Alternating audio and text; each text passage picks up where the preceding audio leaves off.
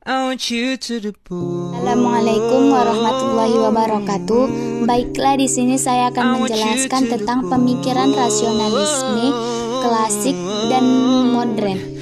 Rasionalisme merupakan salah satu aliran ilmu filsafat yang beranggapan bahwa rasio atau akal adalah sumber tertinggi segala ilmu pengetahuan. Kebenaran menurut rasionalisme harus berdasarkan pada intelektualitas, sehingga perkembangan ilmu pengetahuan dapat dieksplorasi melalui gagasan-gagasan intelektual manusia. Rasionalisme juga menekankan bahwa akal sebagai sumber utama pengetahuan yang dapat mendahului pengamatan indrawi. Tokoh-tokoh rasionalisme yang hidup di era klasik seperti Plato dan di era modern seperti René Descartes. Kaum rasionalis percaya bahwa rasio bersifat universal dan pemikiran yang dihasilkan merupakan elemen yang sangat penting bagi manusia. Proses pemikiran abstrak melalui satu-satunya instrumen yang mencapai kebenaran dan kepastian fundamental, sebuah pengetahuan yang tidak dapat disangkal. Pengetahuan dan kebenaran dapat dicapai tanpa perlu menggunakan metode empiris. Rasionalisme percaya bahwa alam semesta atau realitas mengikuti hukum-hukum alam yang rasional, karena alam semesta adalah sistem yang dirancang secara rasional yang aturan-aturannya sesuai dengan logika matematika.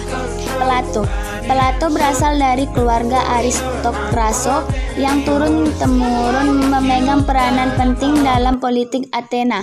Plato pun bercita-cita sejak mudanya untuk menjadi orang negara. Akan tetapi, perkembangan politik di masanya tidak memberikan kesempatan baginya untuk mengikuti jalan hidup yang diinginkan. Nama asli Plato adalah Aristokles. Plato merupakan nama pemberian guru senamnya. Plato dan bahasa Yunani berpikiran Plato tentang pengetahuan melalui dunia idea. Plato menyatakan bahwa fenomena alam atau dunia fisis merupakan realitas yang dapat berubah-ubah, sedangkan dunia idea merupakan realitas yang sempurna dan tidak dapat berubah-ubah. Fenomena-fenomena yang dapat kita amati menurutnya adalah bayangan dari dunia idea yang bersifat kabur, sehingga pengetahuan yang diperoleh melalui jalur tersebut tidak dapat membuka jalan bagi pemahaman yang sesungguhnya atau episteme. Kriteria pengetahuan yang sejati atau dunia idea adalah harus pasti dan abadi. Menurut Plato, alur pemikiran manusia dari tidak tahu menjadi tahu dilalui melalui dua tahap, yaitu dosa atau pendapat dan epitisme atau pengetahuan sejati. Dosa berhubungan dengan objek-objek partikular yang dapat dipersepsi, sedangkan epitisme berhubungan dengan objek-objek asli. René Descartes.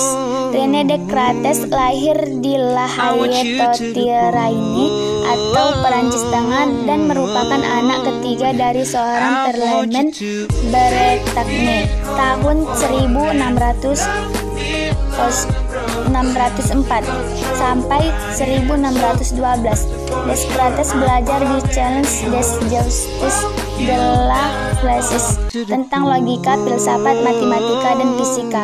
Descartes berupaya keras untuk mengkonstruksi filsafat menjadi sesuatu yang benar-benar baru. Dia menginginkan adanya ilmu baru pada masyarakat yang dapat memecahkan semua pertanyaan tentang kuantitas dan kontinuitas.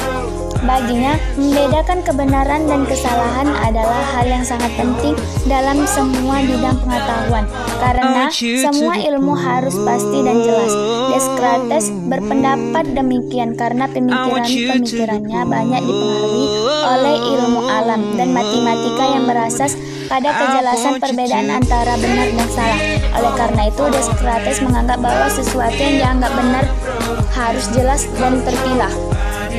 Descartes menuliskan 4 prinsip yang dapat menjamin kebenaran dan kepastian pada bukunya yang sangat terkenal, yaitu Discours de la Keempat prinsip tersebut antara lain: 1. Sesuatu yang dikatakan benar adalah sesuatu yang dapat diterangkan secara jelas dan terpisah, clear and distinct, berdasarkan rasio. Yang kedua, setiap permasalahan harus direduksi dan diuraikan menjadi bagian-bagian terpencil agar dapat lebih mudah dipecahkan. Yang ketiga, bagian permasalahan terkecil disusun kembali tahap demi tahap, mulai dari yang sederhana hingga menuju ke bagian yang lebih kompleks.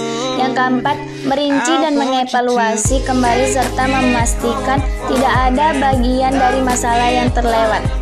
Di sini saya akan melanjutkan menjelaskan tentang empirisme klasik dan modern.